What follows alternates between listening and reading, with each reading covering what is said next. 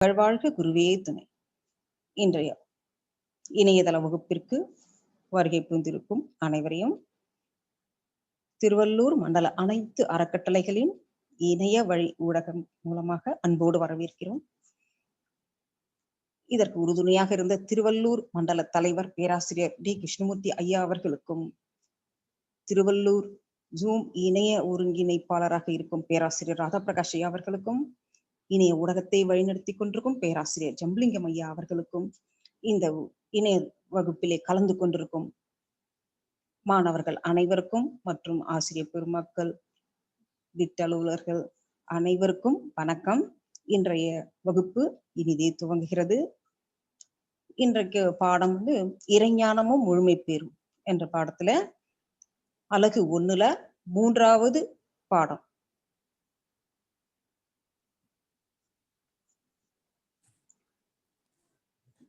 பாடம்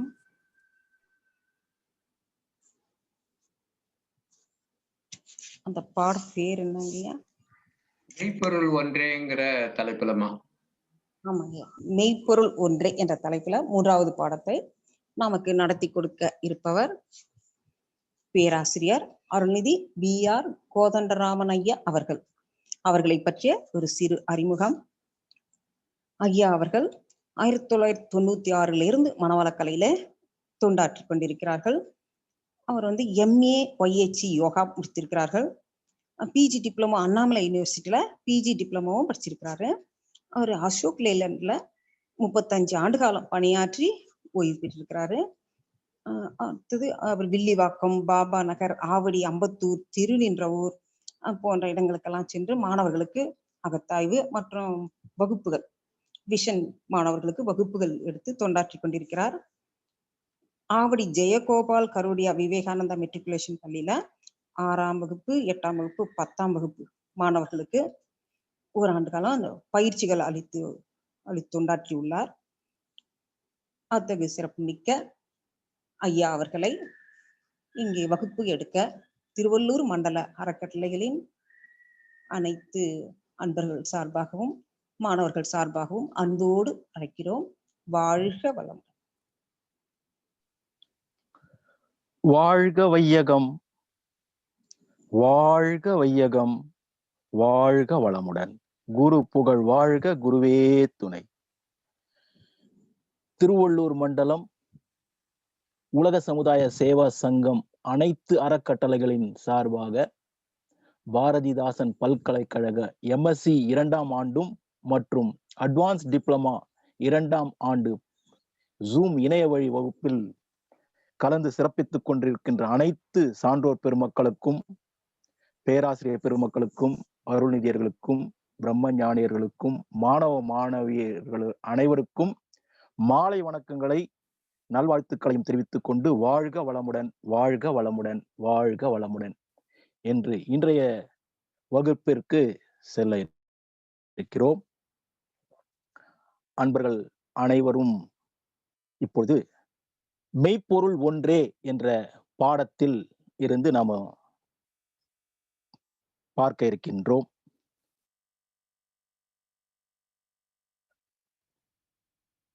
பேராசிரியர் ஜம்புலிங்கம் ஐயா அவர்கள் அந்த மெய்ப்பொருள் ஒன்றே என்ற ஸ்கிரீன் ஷேரிங் செய்ய முடியுமா ஐயா?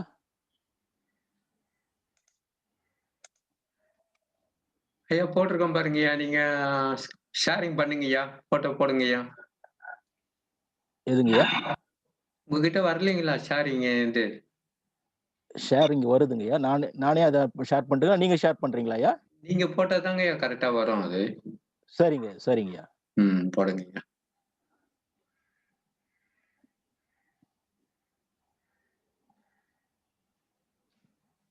வாழ்க வளமுடன். அன்பர்களே, இன்றைய இறைஞானமும் முழுமை பேரும் என்ற பாடத்தில் மெய்ப்பொருள் ஒன்றே என்ற 3ஆம் பாட தொகுப்பினை இப்பொழுது பார்க்க இருக்கின்றோம். மெய்ப்பொருள் ஒன்றே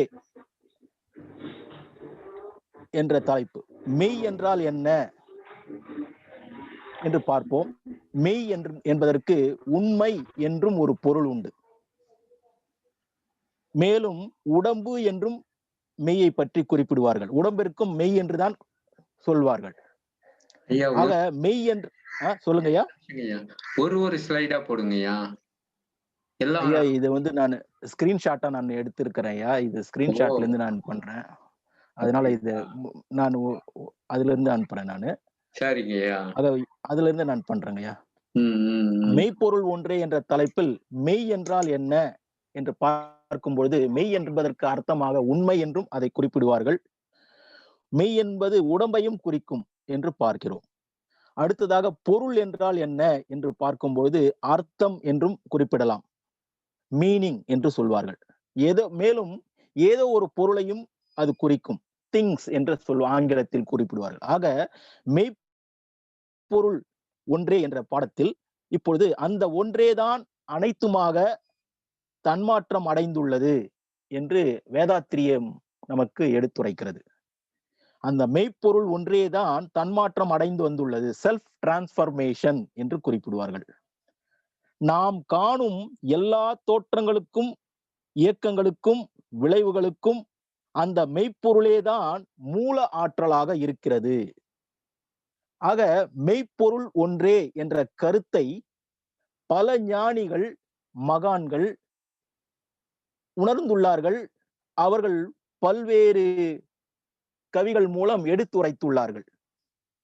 அடுத்த ஸ்லைடில் மெய்ப்பொருள் ஒன்றே என்ற அடுத்த ஸ்லைடில் நாம் பார்க்குவது, எதை அறிந்தால் எல்லாம் அறிந்த நிலையோ அதை அறிவதுதான் ஞானம் என்று ஒரு ஸ்லைடு உங்களுக்கு முன்பே தெரிகிறது. மாணவர்கள் அதை பார்க்கலாம். எல்லாம் அறிவதனை விட்டு எல்லாம் அறிந்தும் பயன் இங்கு இல்லை. எல்லாம் அறியும் அறிவை நான் என்றால் எல்லாம் அறிந்த இறை எனலாமே என்று திருமூலர் பிரான் திருமந்திரத்தில் குறிப்பிட்டுள்ளார்கள்.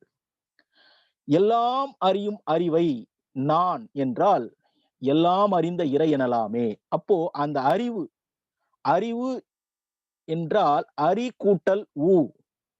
உனக்குள்ளே இருக்கும் மெய்ப்பொருளை அறிந்து கொள். அறிவு என்பது அறி கூட்டல் ஊ, உனக்குள்ளே இருக்கும் மெய்ப்பொருளை அறி. ஊ என்றால் இறைவனை, மெய்ப்பொருளை குறிக்கும். அந்த இறைவனை, உருபொருளை அறிந்து கொள்வதுதான் அறிவு. அந்த ஊவை அதுதான் அறிவு என்று சொல்வார்கள். நமக்குள்ளாக இருக்கின்ற அந்த மெய்ப்பொருள், உருப்பொருள், அதை அறிந்து கொள்ள வேண்டும். நாம் உண்ணும் உணவை 7 தாதுக்களாக நமக்குள் மாற்றுவது யார்? நாம் உண்ணும் உணவை மகரிஷி அவர்கள் அழகாக எடுத்து குறைப்பார்கள். 7 தாதுக்களாக நமக்குள் மாற்றுவது யார்? ரசமாக, இரத்தமாக, சதையாக, கொழுப்பாக, எலும்பாக, மஜ்ஜையாக, சுக்கில சுரோனிதமாக, அதாவது நாத விந்துவாக அந்த 7 தாதுக்களாக மாற்றுவது யார்? நமக்குள்ளே இருக்கின்ற அந்த உருப்பொருள், அந்த மெய்ப்பொருள். அதுதான் அது நமக்குள்ள இருந்து அந்த நாம் உண்ணும் உணவை 7 தாதுக்களாக மாற்றுகிறது. லேப்லயோ, சயின்டிஸ்டோ, இல்ல அரசியல் தலைவர்களோ யாரும் இதில் ஒன்று கூட செய்ததில்லை, செய்யவும் முடியாது. ஆக அந்த மெய்ப்பொருள் ஒன்றேதான் இத்தனையும் நமக்குள்ளாக செய்து கொண்டிருக்கிறது.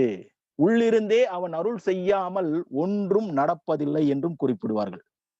அந்த மெய்ப்பொருள் ஒன்றேதான், அதுவேதான் அனைத்தும் ஆகியுள்ளது.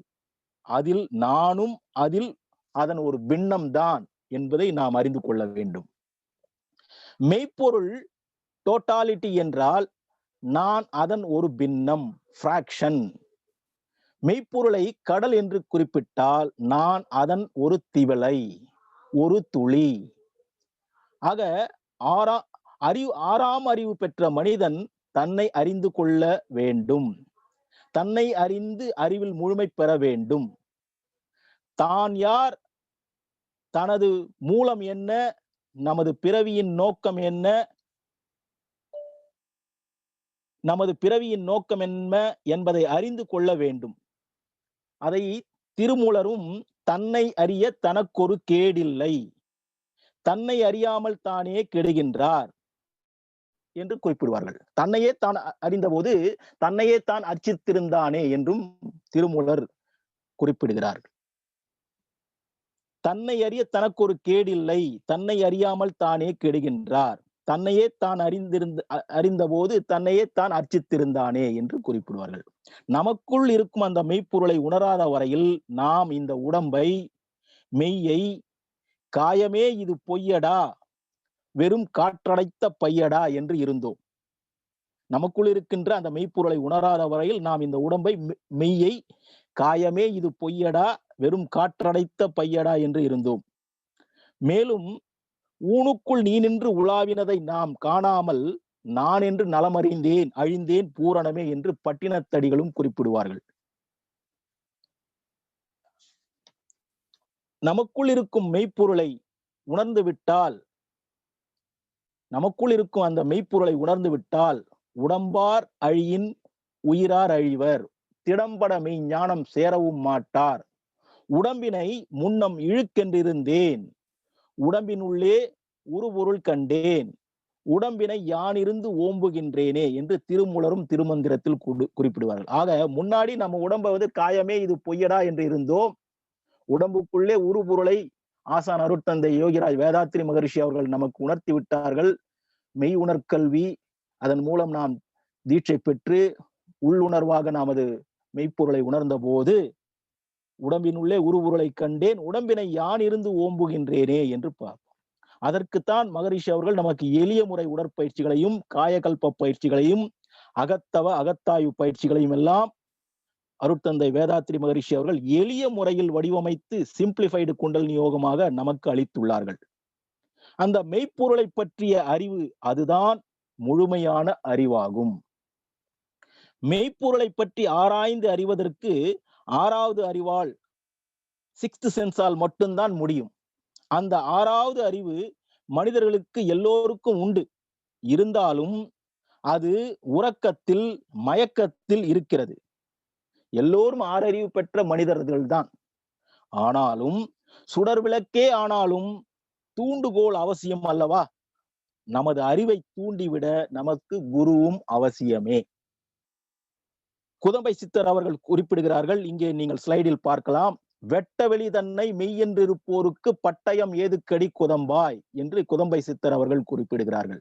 வெட்டவெளியை தான் மெய்ப்பொருளை, அப்சல்யூட் ஸ்பேஸை தான் மெய்ப்பொருள் என்று அவர்கள் சூசகமாக நமக்கு குதம்பை சித்தர் அவர்கள் குறிப்பால் உணர்த்துகிறார்கள். அந்த வெட்டவெளியை மெய்யென்று இருப்போருக்கு பட்டயம் எதுக்கடி. நாம் எல்லாம் இப்ப MSc, MA, BSc, டிப்ளமா எல்லாம் படித்துக் கொண்டு இருக்கிறோம். ஆனா அந்த மெய்ப்பொருளை உணர்ந்த மெய்ஞானிகள், மகான்கள் எல்லாம் ஆசான் அருட்தந்தை அவர்கள் கூட நமக்கு சொல்லுவாங்க, நான் கிளாஸ் 3ஆம் வகுப்பு தான்ப்பா படிச்சேன்னு சொல்லுவாங்க. ஆனா அவருடைய சப்ஜெக்ட் எல்லாம் பல பல்கலைக்கழகங்களில் நாம் எல்லாம் பாடத்திட்டங்களில் பயின்று கொண்டிருக்கிறோம். ஆக மெய்ப்பொருள் வெட்டவெளி தன்னை மெய் என்று இருப்போருக்கு பட்டயம், அவருக்கு அதெல்லாம் தேவையில்லை. நமக்குதான் இந்த பட்டயம் எல்லாம் கூட தேவைப்படுகிறது. ஆக வெட்டவெளி தன்னை மெய் என்று இருப்போருக்கு பட்டயம் ஏதுக்கடி குதம்பா என்று குதம்பை சித்தர் அவர்களும் வெட்டவெளியை மெய்ப்பொருள் ஒன்றுதான் என்று குறிப்பிடுகிறார்கள். அடுத்த ஸ்லைட்ல, 6வது ஸ்லைட்ல, மனித வாழ்க்கை, இயற்கை, சமுதாயம், மனிதன் என்ற 3இன் ஒன்றிணைப்பால் தான் நடைபெறுகிறது. அந்த இயற்கையை பற்றி சொல்லணும்னா, இயற்கை என்ற வார்த்தையின் பொருள் சுத்த வெளி, விண்ணின் கூட்டால் ஆன பிரபஞ்சம், அதனை உணர்ந்து கொள்ளக்கூடிய உயிர்கள் ஆகிய 4 நிலைகளும் சேர்ந்ததுதான் இயற்கை. இயற்கை என்ற வார்த்தை என்பது சுத்தவெளி, விண்கூட்டாலான பிரபஞ்சம், அதனை உணர்ந்து கொள்ளக்கூடிய உயிர்கள் ஆகிய 4 நிலைகளும் சேர்ந்ததுதான் இயற்கை என்று சொல்கிறோம். ஆக மனித வாழ்க்கை இந்த 3 நினைப்பால் நடைபெறுகிறது. இயற்கையாலும், சமுதாயத்தாலும், தனி மனிதனாலும் என்ற தனி மனிதன் சேர்ந்ததும் தான். ஆக இயற்கையும் சமுதாயத்தையும் மதித்து ஒத்தும் உதவியும் வாழ்வதுதான் மனிதனுடைய கடமையாகும். அடுத்ததாக இயக்க ஒழுங்கு என்ற ஒரு ஸ்லைடு. அடுத்த ஸ்லைடுங்க ஐயா.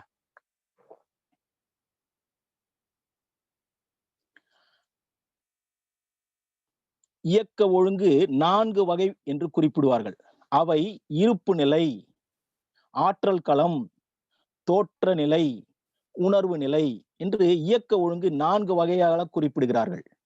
இருப்பு நிலை என்பது சுத்த வெளி, அப்சல்யூட் ஸ்பேஸை குறிக்கும். ஆற்றல் களம் என்பது இறை துகள்களை, விண்களை குறிக்கும். தோற்ற நிலை என்பது உயிரற்ற அசேதன பொருட்கள், மலை, காடு, இது போன்ற அசேதன பொருட்களை எல்லாம் உணர்த்தும். உணர்வு நிலை என்பது உயிரினங்களின் வெளிப்படுகிறது. ஆக சுத்த வெளிதான் மெய்ப்பொருள், அதுதான் உண்மை. அந்த உண்மையைத்தான் மெய்ப்பொருள் என்றும் ட்ரூத் இஸ் ஒன் என்று குறிப்பிடுவார்கள். மெய்ப்பொருள் ஒன்றே. அதை அடையும் மார்க்கங்கள் தான் பல பலவாக இருக்கிறது. மெய்ப்பொருள் என்பது ஒன்றுதான், அதை அடையும் மார்க்கங்கள் பல பலவாக இருக்கிறது. சரியை, கிரியை, யோகம், ஞானம் என்று படிநிலைகளாக உணர்த்துவார்கள். மெய்ப்பொருளை பற்றி அறிவதற்கு சரியை என்ற பக்தி மார்க்கம் முதல் படியாகும். ஞானம் என்பது 4வது படியாகும். ஞான மார்க்கத்தை குறிப்பிடுவார்கள். அது 4வது படி போன்றதாகும். முதல் படி ஏறாமல் 4வது படியை ஏற முடியாது.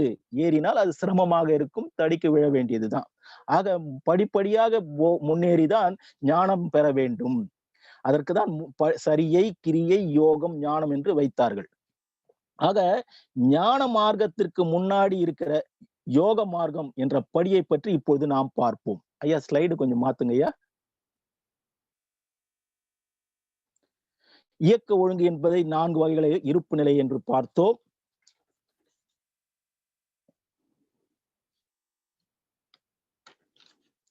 ஆற்றல் களம், அதுதான் இறைத்துகள் விண் என்பதை பார்த்தோம். அடுத்த ஸ்லைடுங்கய்யா.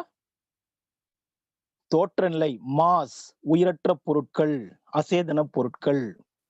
4வதாக உணர்வு நிலை கான்சியஸ்னஸ், உயிரினங்களில் அது வெளிப்படுகிறது. ஆக சுத்த வெளிதான் மெய்ப்பொருள், அதுதான் உண்மை. அந்த உண்மை ஒன்றுதான், ட்ரூத் இஸ் ஒன் என்று குறிப்பிடுவார்கள். அதை அடையும் மார்க்கங்கள் தான் பல பலவாக நாம் பார்த்தோம். ஆக அந்த மெய்ப்பொருளை அடையும் மார்க்கங்கள் பல பல என்பதை சரியை, கிரியை, யோகம், ஞானம் என்று குறிப்பிட்டோம். அடுத்த ஸ்லைடு போடுங்கய்யா. யோகம், இப்பொழுது அந்த 3வது ஞானம், சரியை, கிரியை, யோகம், ஞானம் என்ற அந்த 3வது படியில் யோகத்தை பற்றி இப்பொழுது நாம் பார்க்க இருக்கிறோம். யோக மார்க்கம் என்ற படியை பற்றி இப்பொழுது பார்ப்போம். யோகா என்ற வார்த்தை யுஜ் என்ற சொல்லிலிருந்து வந்தது. யோக் என்றால் அதுவும் ஆங்கிலத்தில் யோக் என்று குறிப்பிடுவார்கள். இணைப்பு என்று பொருள்படும். அதாவது உடல், உயிர், மனம், இந்த மூன்றும் இந்த சேர்ந்த மனிதனும் சமுதாயமும் இயற்கையும், அந்த மூன்றும் ஒன்றிணைந்ததுதான் இந்த யோக வாழ்வு என்று குறிப்பிடுவார்கள். மனிதன், சமுதாயம், இயற்கை என்று முதலிலே பார்த்தோம் இல்லையா? மனித வாழ்க்கை என்பது இந்த 3 இணைப்பாலே நடைபெறுகிறது என்று பார்த்தோம்.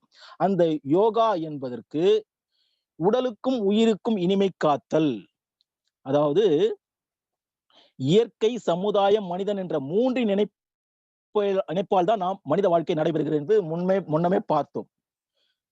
அடுத்ததாக இப்பொழுது குறிப்பிட்டுள்ள அந்த ஸ்லைட்ல இருக்கிறது பார்த்தா, யோகா என்பது harmony between body and soul, உடலுக்கும் உயிருக்கும் இடையில் இனிமை காத்தல், பிணக்கின்றி இருத்தல், அதுதான் ஹார்மனி. உடலுக்கும் உயிருக்கும் இனிமை காத்தல். பிணக்கு ஏற்பட்டால் அதைத்தான் பிணி என்கிறோம், நோய் என்கிறோம். உடலில் நோய் என்பது உடல் நோயை குறிக்கும். அடுத்ததாக உயிருக்கும் மனதிற்கும் இனிமை காத்தல், harmony between soul and mind. மனநோயற்று இருத்தல், அதாவது நோயற்ற வாழ்வே குறைவற்ற செல்வம் என்ற ஒரு பழமொழியை நாம் கேள்விப்பட்டிருப்போம். நோயற்ற வாழ்வே குறைவற்ற செல்வம் என்றால் மனநோயையும் அது குறிக்கும். மனநோயற்ற வாழ்வே வாழ வேண்டும், அது கூட ஒரு உடல் துன்பம், மன துன்பம் தான். ஆக உயிருக்கும் மனதிற்கும் இனிமை காத்தல், harmony between soul and mind. மனநோயற்று இருத்தல், அதாவது கவலை, கோபம், பொறாமை, வஞ்சம் போன்ற மனநோய் அற்று இருத்தல். அதற்குத்தான் ஆசான் அருட்தந்தை யோகிராஜ் வேதாத்ரி மகரிஷி அவர்கள் மனவளக்கலை பயிற்சிகளாக நமக்கு சினம் தவிர்த்தல், கவலை ஒழித்தல், ஆசை சீரமைத்தல், எண்ணம் ஆராய்தல் என்ற சப்ஜெக்ட் எல்லாம் நமக்கு கொடுத்திருக்கிறார்கள். 3வதாக தனக்கும் சமுதாயத்திற்கும் இனிமை காத்தல், harmony between self and society.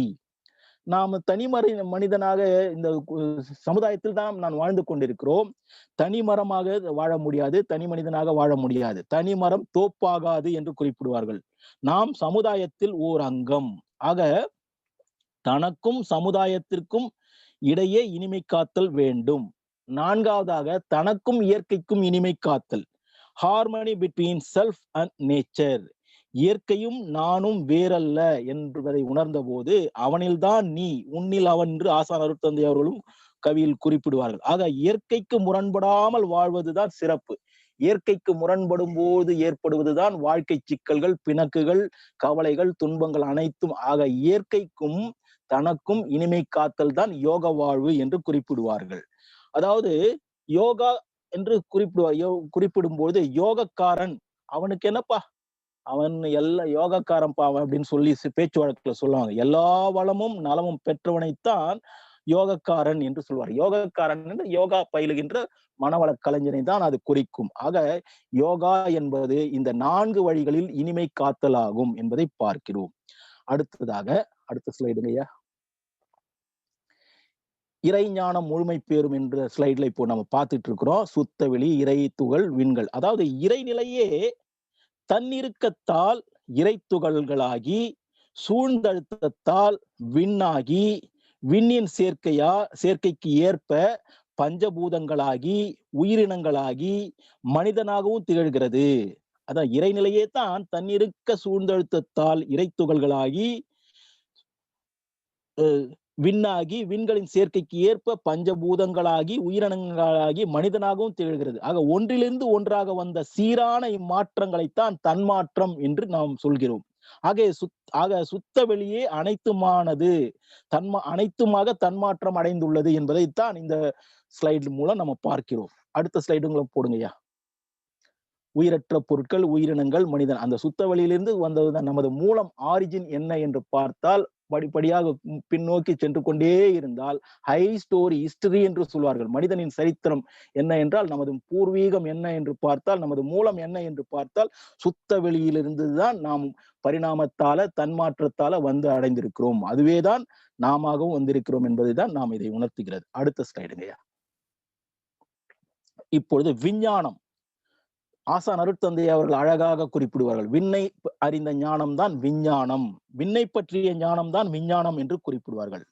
விண்ணை பற்றியும் விண் துகள்களின் கூட்டால் தோன்றிய பிரபஞ்சத்தையும் உயிரினங்களையும் அறிந்து கொள்வதுதான் விஞ்ஞானம் என்று குறிப்பிடுவார்கள்.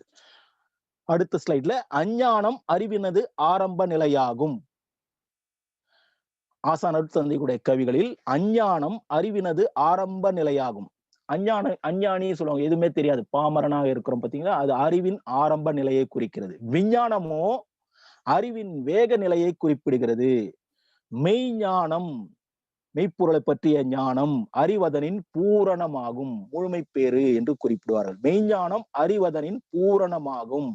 இஞ்ஞானம் மூன்றும் இயற்கையின் எண்ண நிலை என்று ஞானக்களஞ்சியத்தில் 1043வது கவியில் ஆசான் அருட்தந்தை அவர்கள் குறிப்பிடுகிறார்கள். அஞ்ஞானம் அறிவினது ஆரம்ப நிலையாகும், விஞ்ஞானமோ அறிவின் வேக நிலை, மெய்ஞானம் அறிவதனின் பூரணமாகும், இஞ்ஞானம் மூன்றும் இயற்கையின் எண்ண நிலை என்று குறிப்பிடுகிறார்கள். ஆக மெய்ப்பொருளை பற்றிய ஞானம்தான் அறிவதனின் பூரணமாகும் என்பதை நாம் அழகாக தெரிந்து கொள்கிறோம். அடுத்ததாக பல்வேறு இறை கோட்பாடுகள் என்ற அடுத்த ஸ்லைட்ல இப்போ பார்க்க இருக்கிறோம். பல்வேறு இறை கோட்பாடுகள் என்று குறிப்பிடும் பொழுது, ஆதி காலத்தில் மனிதன் உணவுதான் இறைதான், உணவை இறை என்றுதான் குறிப்பிடுவோம். ஆக அந்த உணவுதான் இறைதான் இறைவன், அதாவது ஈட்டபிள்ஸ் தான் இறைதான் இறைவன் என்று மனிதன் கருதி வந்தான். நாளடைவில் அந்த உணவு எங்கிருந்து வருகிறது என்று பார்த்தபோது, நிலத்திலிருந்துதான் கிழங்கு, செடி, கொடி என்று பயிர்கள் என்று பார்த்த போது நிலத்திலிருந்துதான் உணவு வருகிறது என்றதை கண்டபோது உணவை விட நிலம் உயர்வானதாக கருதினான். ஆக நிலத்தை தெய்வமாக, பூமாதேவியாக போற்றவும் செய்தான். ஆக நிலத்திலிருந்துதான் உணவு, தனக்கு இறையே இறைவனாக முதலில் கருதிய மனிதன் அந்த இறை கூட எங்கிருந்து கிடைக்குது என்று பார்க்க போது நிலத்திலிருந்து தான் நமக்கு கிடைக்கிறது என்பதை உணர்ந்த போது நிலத்தை தெய்வமாக, பூமாதேவியாக போற்றலானான். மேலும் நீர் இல்லாமல் நிலமும் பயன் தராது, நீரின்றி அமையாது உலகு என்று உணர்ந்த போது நீரையும் தெய்வமாக வணங்கி வரலானான். நீரின்றி பயிர்கள் வாடிய போது உணவும் இல்லை, வாழ்வும் இல்லை. பஞ்சம் வாட்டி வதைத்த போது நீரின் மேன்மையை உணர்ந்தான். நீரின் மேன்மையை உணர்ந்த போது நீரை தெய்வமாக வணங்கினார். மாரியை பொழிபவள் மாரியம்மா என்றும், மழையை வருணன் பகவான் என்றும் வழிபடலானான். நாம் இந்த ஓரிரு நாட்களுக்கு முன்பு நல்ல மழை, தமிழ்நாடு முழுவதும் மழை. இந்த புயலால மழை வந்தது. ஆனால் மழையை பற்றி மகரிஷி அவர்கள் அழகாக வாழ்த்து கூறுவாள். ஏரி, குளம், கிணறு, ஆறு எல்லாம் நிரம்பி வழிய மாறி அளவாய் பொழிக, மக்கள் வளமாய் வாழ்க. அளவாய் பொழியணும், மக்களுக்கு சேதம் இல்லாம பயிர்கள் எல்லாம் செழிப்பா வளர்வதற்கேற்ற நீராதாரம் வேண்டும் என்று நாம் அந்த மகரிஷி அவருடைய மழை வாழ்த்தை பார்க்கிறோம் இங்கு நினைவு கூறும். அடுத்ததாக நீரை வணங்கிய வருண பகவான் என்றும் மாரியம்மா என்றும் மாரியை பொழிபோல் மாரியம்மா என்றும் வணங்கி வரலானான். அதெல்லாம் ஆதி காலத்தில்.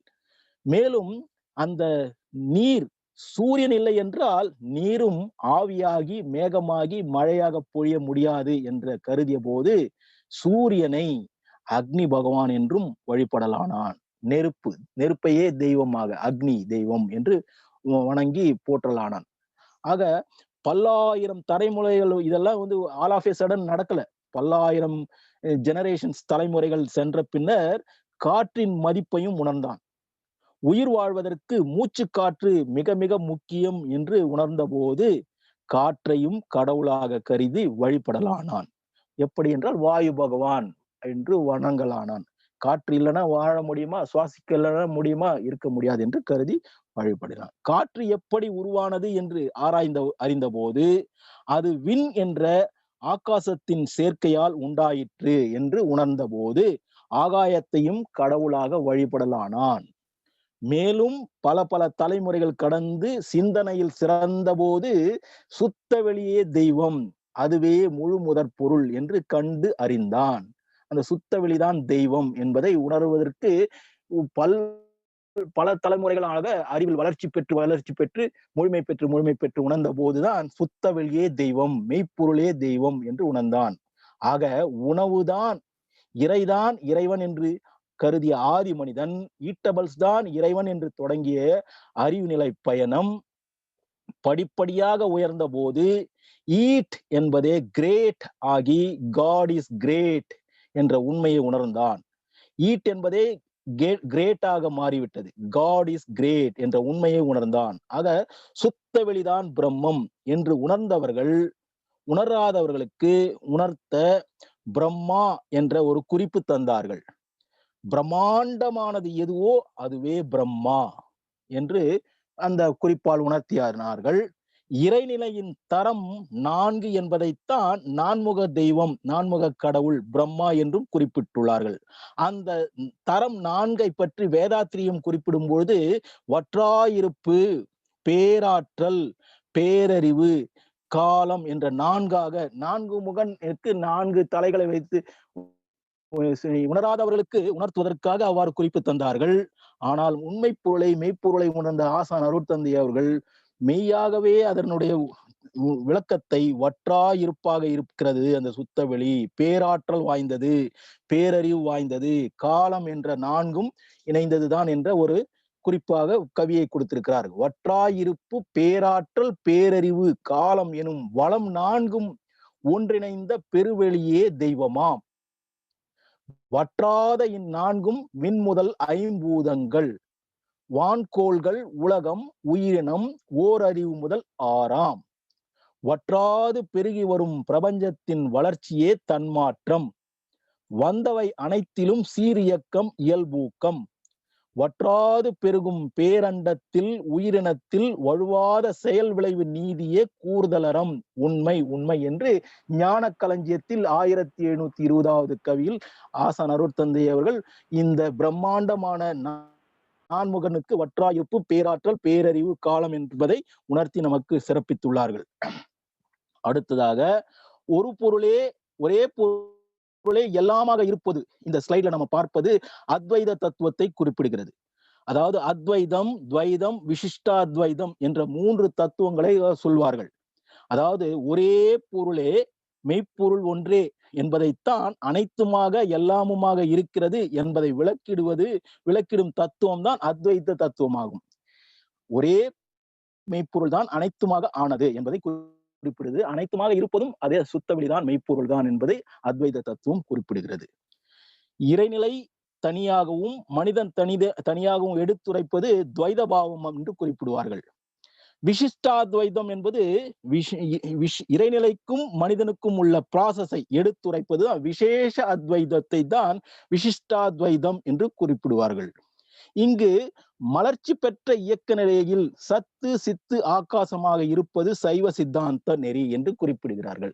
சத்து சித்து என்பது என்பது மெய்ப்பொருளையும் மேக்ரோகாசம் என்றும், சித் என்பது உயிரினங்களையும் மைக்ரோகாசம் என்றும் குறிப்பிடுவார்கள்.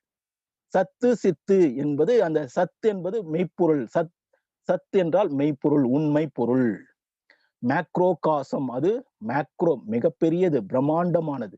சித் என்பது மைக்ரோகாசம், அதனுடைய ஒரு திவலை, நாமெல்லாம் உயிரினங்கள், மைக்ரோகாசம். சத்து கூட்டல் சித்து கூட்டல் அனந்தம் என்பதுதான் சத்து சித்து ஆனந்தம், அனந்த கோடிகளாக இணைந்த ஆனது என்று குறிப்பிடுவார்கள். சச்சிதானந்தம் என்றும் குறிப்பிடுவார்கள். சச்சிதானந்தம் என்று என்பதை பிரிக்கும் போது சத்து சித்து அனந்த கோடிகள் என்று ஜீவ இனங்களாக உயிரினங்களாக வந்துள்ளது என்பதை தான் அது குறிப்பிடுகிறது.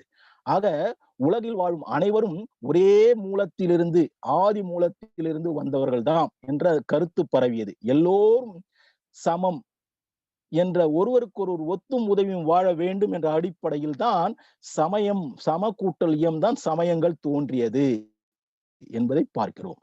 ஐயா, அடுத்த ஸ்லைடு போடுங்க.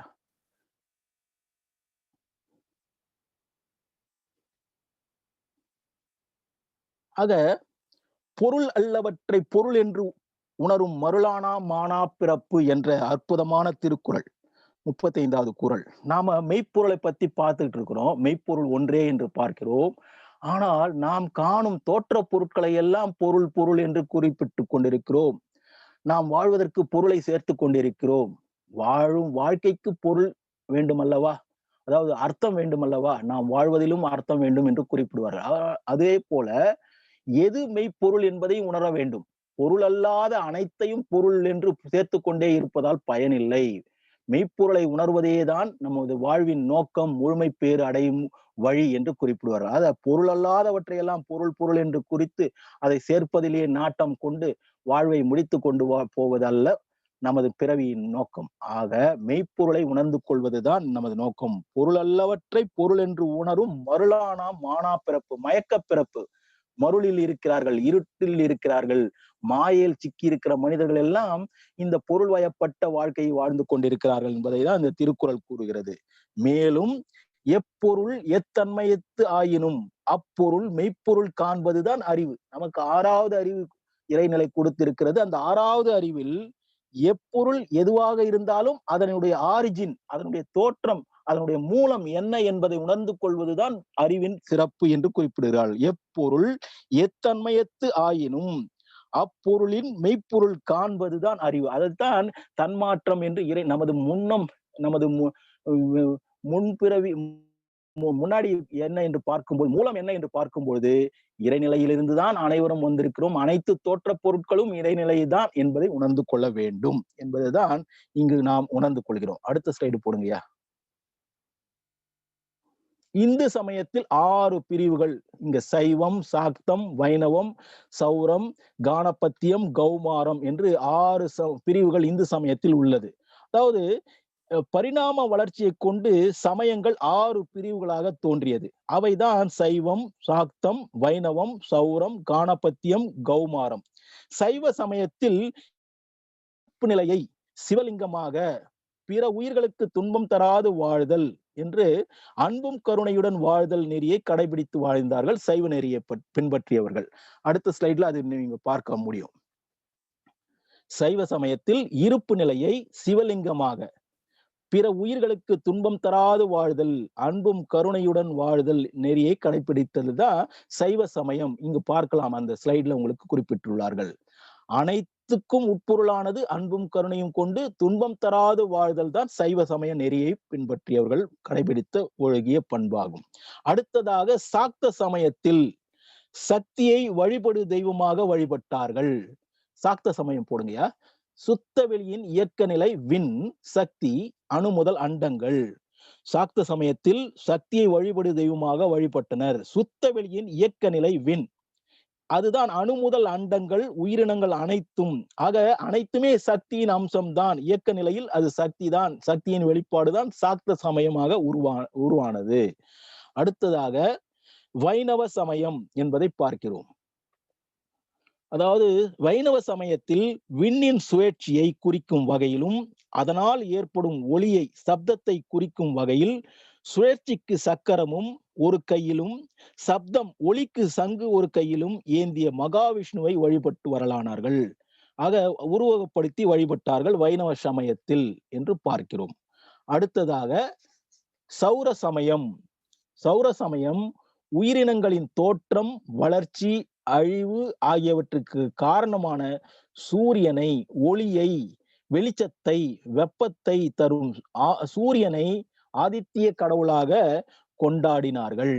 சௌர சமயம் என்று பார்க்கிறோம். சூரியனை வழிபட்டவர்களை தான் சௌர சமயத்தினர் என்று குறிப்பிடுவார்கள். அடுத்ததாக கானபத்திய சமயம் என்று பார்க்கும் பொழுது அதில் விண், காற்று, நெருப்பு, நீர், நிலம், நிலம், நீர், நெருப்பு, காற்று, விண் என்றும் சொல்வார்கள். ஆக நிலம், நீர், நெருப்பு, காற்று, விண் என்ற பஞ்சபூதங்களைத்தான் பூதகணங்களின் பதியை கணபதியாக, கணங்களின் பதியை கணபதியாக வழிபட்டார்கள். பஞ்ச தன்மாத்திரைகள், அதாவது அழுத்தம், ஒளி, ஒளி, சுவை, மனம் என்ற பஞ்ச தன்மாத்திரைகளாக இயற்கைக்கு 5 கரங்களை உடைய யானை முக தும்பிக்கையை, கணபதியை உருவப்படுத்தி வழிபட்டார்கள். கானபத்திய சமயத்தை கொண்டவர்கள், அதில் அந்த வழியை பின்பற்றியவர்கள் அனைவரும் இந்த பூதங்கணங்களின் பதியை கணபதியாக வழிபட்டார்கள்.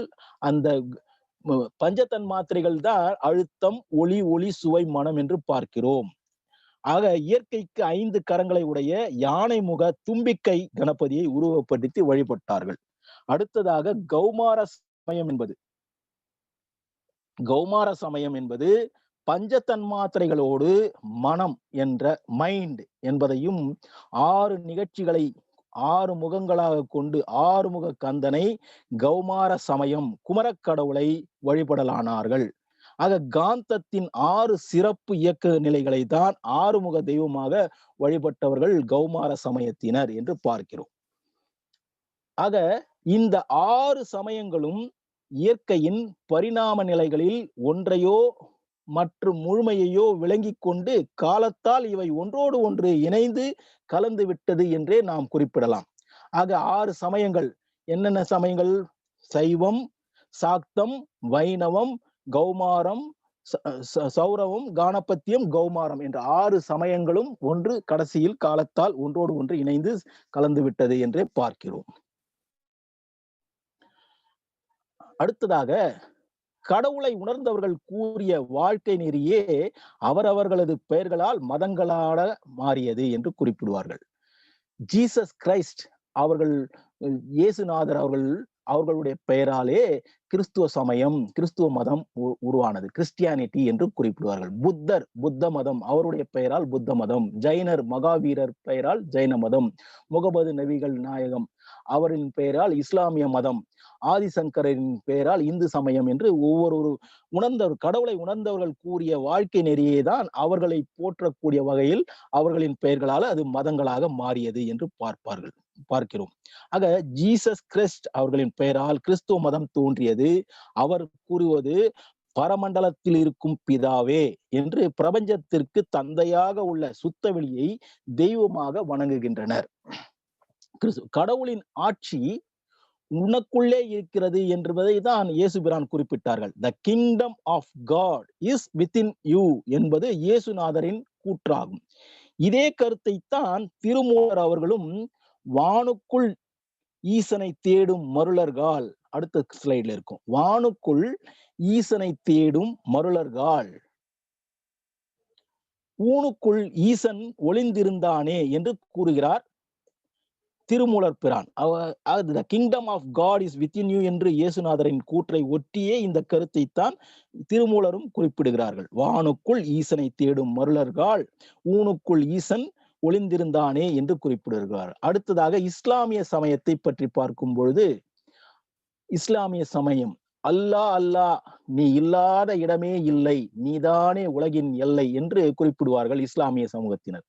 அல்லாஹ் ஒருவன் தான் அல்லாஹ் ஒருவன் தான், மெய்ப்பொருள் ஒன்றே என்பதற்கு ஆதாரம் என்று குறிப்பிடுகிறார்கள். அல்லாஹ் ஒருவன் தான், அவன் உருவமற்றவன், அவனுக்கு ஈடு இணையாக ஒப்பாக ஒன்றும் இல்லை, அவன் ஈடு இணையற்றவன், அனைத்துமாகி அனைத்தையும் பரிபக்குவம் செய்து அனைத்தையும் இயக்குகிற அல்லாஹ்விற்கே அனைத்து புகழும் சேரும். எல்லா புகழும் இறைவனுக்கே என்பது இஸ்லாமிய சமயமாகும். ஆக அனைத்து சமயங்களும் மனிதனை மனிதனாக வாழ வழிகாட்டும் விளக்கங்களே ஆகும். அவை இறை உணர்வு, அறநெறி என்ற இரண்டு கருத்துக்களைத்தான் போதிக்கின்றன. எல்லா சமயங்களும் மனிதனை மனிதனாக வாழ வழிகாட்டும் விளக்கங்களேயாகும். அவை இறை உணர்வு, அறநெறி என்ற இரண்டு கருத்துக்களைத்தான் நமக்கு எல்லா சமயங்களும் போதிக்கின்றன. அடுத்ததாக சுத்தவெளி. சுத்தவெளிதான் தெய்வம், ஒரே தெய்வம். அந்த தெய்வம் எது என்றால் மெய்ப்பொருள் ஒன்றே என்று பார்க்கும் பொழுது அந்த ஒரே மெய்ப்பொருள் என்பது சுத்தவெளியை தான் குறிப்பிடுகிறது. எல்லாம் வல்லது அதுதான். எது? சுத்தவெளிதான். எல்லாம் வல்லது, எங்கும் உள்ளது, இங்கும் இருக்கும், எங்கும் இருக்கும், இந்திய நாட்டிலும் இருக்கும், எல்லா கண்டங்களிலும் இருப்பது எது என்றால் அந்த தூய வெளி, சுத்த வெளி, அப்சல்யூட் ஸ்பேஸ் தான்.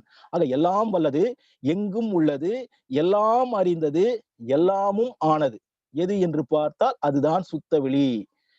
ஆக அவனில்லாத, அவனன்றி ஓர் அணுவும் அசையாது என்று குறிப்பிடுவது அந்த சுத்த வெளியைத்தான் குறிப்பிடுகிறோம். அந்த எல்லாம் வல்லதைத்தான் ஓம்னி பொட்டன்ட், எங்கும் உள்ளது, ஓம்னி பிரசன்ட், எல்லாம் அறிந்தது, ஓம்னி சைன்ட், எல்லாமும் ஆனது, ஆல் மைட்டி என்று குறிப்பிடுவார்கள். ஆக ஒரே தெய்வம் அந்த சுத்தவெளி, மெய்ப்பொருள் ஒன்றே.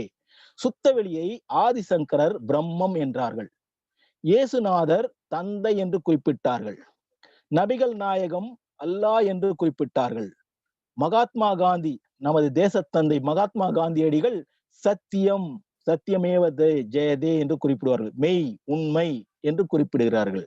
வள்ளல் அருட்ஜோதி ராமலிங்க வள்ளலார் அவர்கள் அருட்பெருஞ்சோதி, அருட்பெருஞ்சோதி, தனிப்பெருங்கருணை, அருட்பெருஞ்சோதி என்றே குறிப்பிடுகிறார்கள். ஆக அந்த மெய்ப்பொருள் ஒன்றே தான்.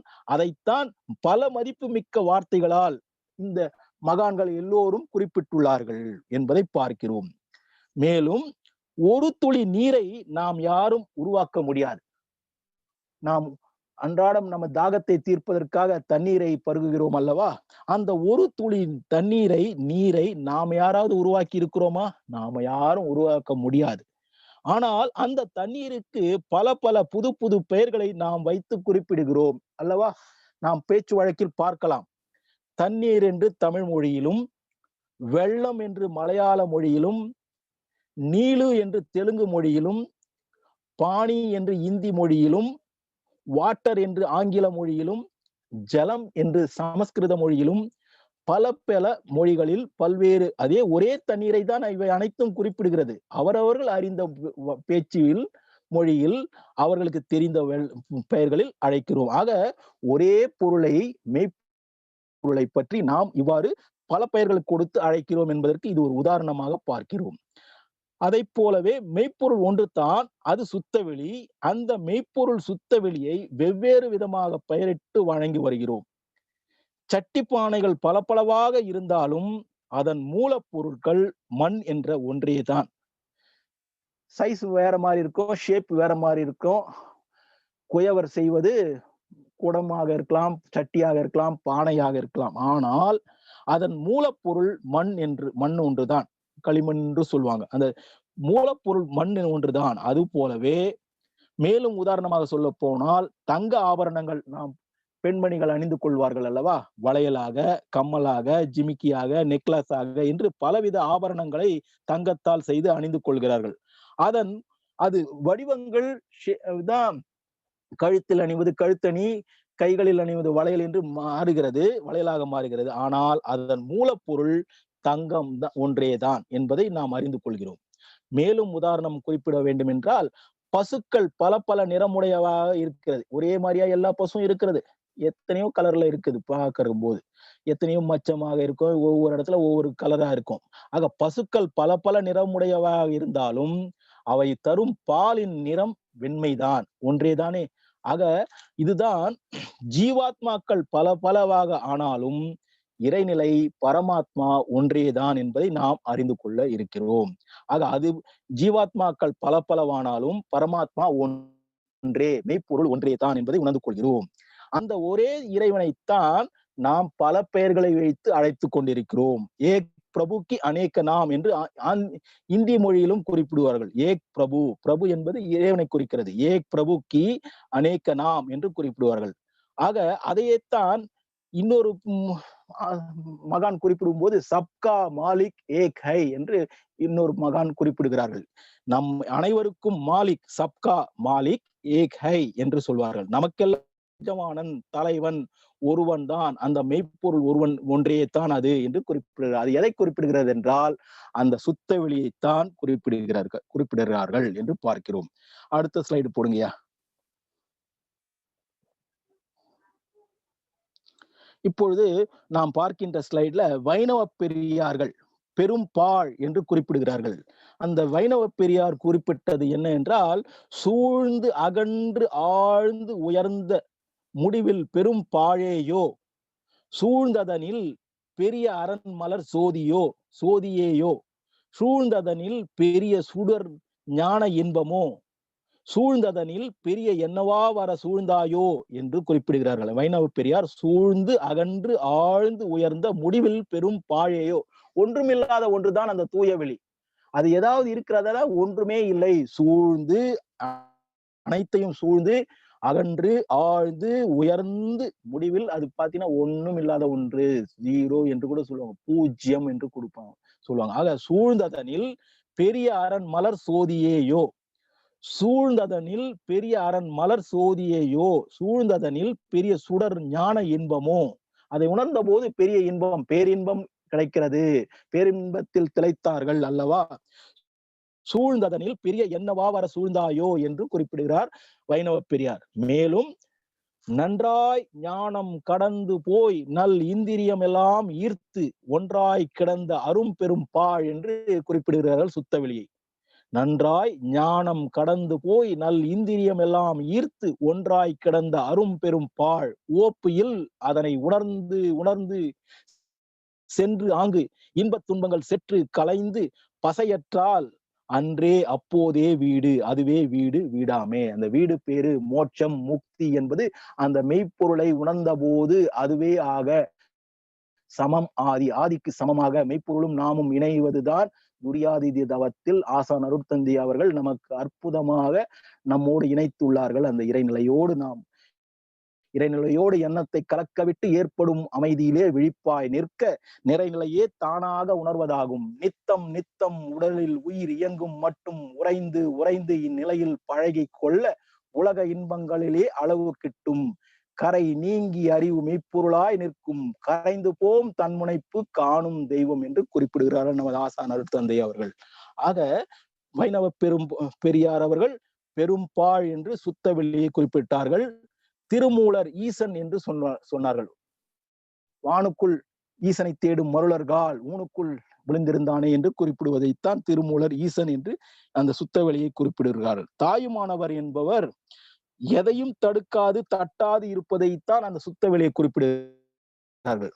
தாயுமானவர் அவர்கள் அங்கிங்கனாதபடி எங்கும் பிரகாசமாய் ஆனந்த பூர்த்தியாகி அருளோடு நிறைந்தது எது, தன்னருள் வெளிக்குள்ளே அகிலாண்ட கோடியெல்லாம் தங்கும்படி இச்சை வைத்து உயிருக்கு உயிராய் தழைத்தது எது, மன வாக்கினில் தட்டாமல் நின்றது எது, சமய கோடிகள் எல்லாம் தம் தெய்வம் எம் தெய்வம் என்று எங்கும் தொடர்ந்து எதிர் வழக்கிடவும் நின்றது எது, எங்கனும் பெருவழக்காய் யாதினும் வல்ல ஒரு சித்தாகி இன்பமாய் என்றைக்கும் உள்ளது எது, மேல் கங்குள் பகல் அற நின்றது எது, எல்லை உள்ளது எது, அது கருத்திற்கு இசைந்ததுவே, கண்டனவெல்லாம் மோன உரு வெளியதாகவே கருதி அஞ்சலி செய்குவாம் என்று தாயுமானவர் நமக்கு இறைநிலையை சுத்த வெளியை மெய்ப்பொருளை பற்றி எதையும் தடுக்காது தட்டாது இருப்பது என்று குறிப்பிடுகிறார்கள்.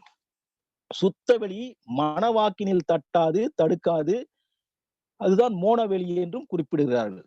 பாரதியார் அவர்கள் உள்ளும் புறமுமாய் உள்ளதெல்லாம் தானாகும், வெள்ளம் என்று உண்டு, அதனை தெய்வம் என்பார் வேதியரே என்றும் குறிப்பிடுகிறார்கள். மேலும் பாரதியார் அவர்கள் வெட்ட வெளியாய் அறிவாய் வேறு பல சக்திகளாய் கொட்டும் முகிலாய் அணுக்கள் கூடி பிரிப்பதுவாய் என்று மகாகவி பாரதியார் அவர்கள் சுத்தவெளியை மெய்ப்பொருளை ஒன்றே என்பதை பற்றி குறிப்பிடுகிறார்கள். ஆக எங்கும் நிறைந்தும்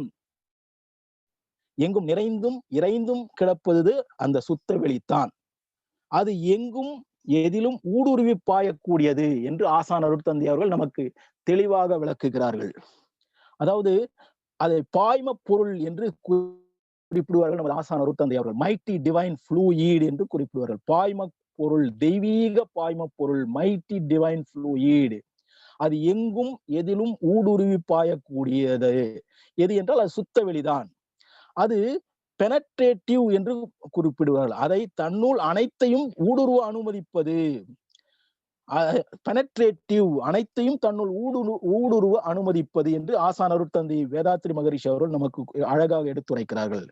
மேலும் சுத்தவெளியை பற்றி ஆசான் குறிப்பிடும் போது பெர்மியபிள் என்று குறிப்பிடுவார்கள்.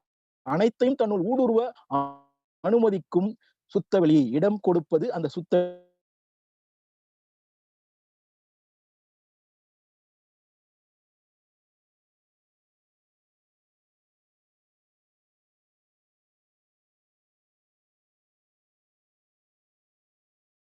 இருக்கிற பெரிய பெரிய மலையா இருந்தாலும் இங்கிருந்து நாம் பார்த்தால் நமக்கு ஏதாவது தடை செய்கிறதா என்றால் இல்ல.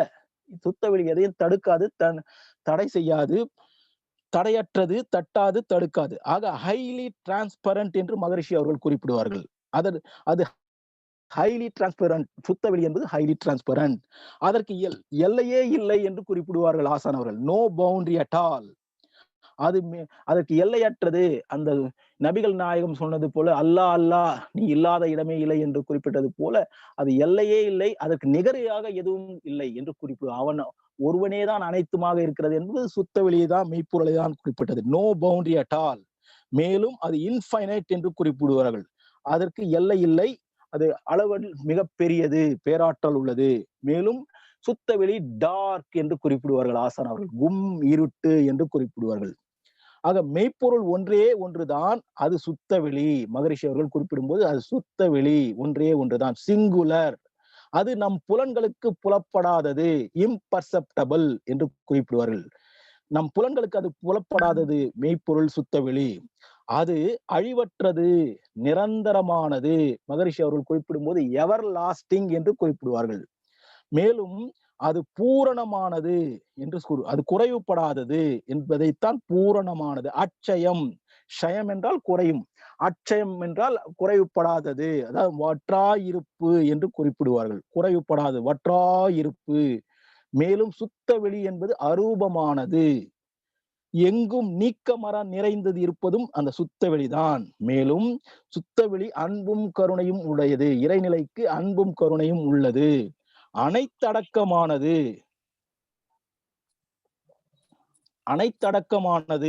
அதுதான் வற்றாயிருப்பானது. பேராற்றல் மிக்கது, அது பேராற்றல், பேரறிவு, பெருவளம் நிறைந்தது என்று குறிப்பிடுவார்கள். பேராற்றல், பேரறிவு, பெருவளம், காலம் நிறைந்தது என்று மகரிஷி அவர்கள் குறிப்பிடுவார். விஞ்ஞானிகள் அதை கிராவிடேஷனல் ஃபோர்ஸ் என்று சொல்வார்கள் விஞ்ஞானிகள். பேரறிவு என்பதை ஆசான் அருட்தந்தை அவர்கள் கான்சியஸ்னஸ் என்று குறிப்பிடுவார். கான்சியஸ்னஸ் தான் அறிவு திருக்கோயில்களை அமைத்து உண்மை பொருள் விளக்கத்தை, மெய்ப்பொருள் விளக்கத்தை நமக்கெல்லாம் எடுத்துரைத்துக் கொண்டிருக்கிறார்கள். ஆக பிரபஞ்சத்தில் உள்ள அனைத்து பொருட்களும் சுத்த வெளியில்தான் மிதந்து கொண்டிருக்கிறது. இந்த உண்மைதான் மிகப்பெரிய உண்மை, உணர்ந்து கொள்வோம். பிரபஞ்சத்தில் நாம் இருக்கின்ற இந்த எர்த், பூமி, இது போன்ற கோடானு கோடி கோள்கள், நட்சத்திரங்கள் அனைத்தும் எங்கு மிதந்து கொண்டிருக்கிறது என்று பார்த்தால் சுத்த வெளியில் தான் அனைத்தும் மிதந்து கொண்டிருக்கின்றன. சூரியனாகட்டும், சூரியனை போன்ற நவக்கோள்களை போல கோடானு கோடி அனைத்து கோள்களும், இது போன்ற அனைத்துமே கேலக்சி என்று சொல்வார்கள் இல்லையா, இதெல்லாம் எங்க இருக்குன்னா அந்த அப்சல்யூட் ஸ்பேஸ்ல தான், சுத்த வெளியில் தான் மிதந்து கொண்டிருக்கிறது. அனைத்து பொருட்களையும் தாங்குவதும் இயக்குவதும் அந்த இறைநிலை என்னும் சுத்த வெளியே தான் என்பதை நாம் உணர்ந்து கொள்வோம். ஆக இறைவெளியே தான், இந்த சுத்த வெளியே தான், மெய்ப்பொருள் ஒன்றே தான் என்பதைத்தான் இந்த பாடம் நமக்கு உணர்த்துகிறது. இதற்கு ஒரு கவிகளை கூறுகிறோம். இறைவெளியே அருளரசாய் எங்கும் நிறைந்துள்ள தெய்வம் என்று காட்டி, இறைவெளியே அருளரசாய் எங்கும் நிறைந்துள்ள தெய்வம் என்று காட்டி, இயக்க மூலம் விண்துகளோ இறைவெளியின் நுண்பகுதி என்று உணர்த்தி, முறையாக விண் சுழன்று முறையாக விண் சுழன்று முழு ஆற்றலை அலை அலையாய் இடைவிடாது மோதுங்கால் இருப்பு நிலையோடுரசி முட்டைகள் போல் கோடி கோடி மறைபொருளாம் நிழல் விண்கள் ஆற்றலாய் எழுந்து வெளியில் சேர, மாய உரு காந்தமென மாறிய அக்காந்தம் விண்கூட்டொக்க, நிறைவெளியில் விண்களிடை நேரழுத்தம் ஒளி ஒளி சுவை மனமாம் நிலையோடு அலை கருமையம், நியதிகளை விரித்துரைத்த குருவே வாழ்க, நியதிகளை விரித்துரைத்த குருவே வாழ்க, நியதிகளை விரித்துரைத்த குருவே வாழ்க. ஆக நாம் அனைவரும் இந்த தத்துவத்தை உணர்ந்து கொள்வதற்கு இந்த வேதாத்திரியம் ஆசான் அருட்தந்தை யோகிராஜ் வேதாத்திரி மகரிஷி அவர்கள் இந்த 20ஆம் நூற்றாண்டில் நாம் கண்ட மகான் பாமர மக்களுக்கு எளிமையாக உணர்த்தி கொண்டிருக்கிறார். அவரை நாம் குருவாக அடைந்தது நமது பாக்கியம் என்று கூறி இந்த மெய்ப்பொருள் ஒன்றேதான் என்ற இந்த பாடத்தினை நிறைவு செய்து கொள்கிறோம். இந்த பாடத்தை வழங்குவதற்காக மிக உதவிகரமாக இருந்த அனைத்து சான்றோர் பெருமக்களும் இந்த ஸ்லைடெல்லாம் நமக்கு போட்டு வழங்கி கொண்டிருக்கின்ற பேராசிரியர் ஜம்புலிங்கம் ஐயா அவர்களும், நாகராஜன் ஐயா அவர்களும், பாண்டுரங்கன் குமரன் ஐயா அவர்களும், அதை வழிநடத்தி சிறப்பித்துக் கொண்டிருக்கின்ற உலக சமுதாய சேவா சங்க தலைவர் அவர்களும், திருவள்ளூர் மண்டல ஜூம் தலைவராக இருக்கின்ற கிருஷ்ணமூர்த்தி ஐயா அவர்களும், ஒருங்கிணைப்பாளராக இருந்து கொண்டிருக்கின்ற ராதா பிரகாஷ் பேராசிரியர் ஐயா அவர்களுக்கும், மற்றும் இந்த குழுவில் அவர்களுக்கு உறுதுணையாக இருக்கின்ற ஜெயந்தி லட்சுமண அம்மா பேராசிரியர் அவர்களுக்கும், இந்த வகுப்பில் கலந்து சிறப்பித்துக் கொண்டிருக்கிற அனைத்து மாணவ மணிகளுக்கும் மெய்யன்பர்களுக்கும் எனது பணிவான வணக்கங்களையும் வாழ்த்துக்களையும் தெரிவித்து நிறைவு செய்து கொள்கிறேன். வாழ்க வளமுடன், வாழ்க வளமுடன், வாழ்க வளமுடன்.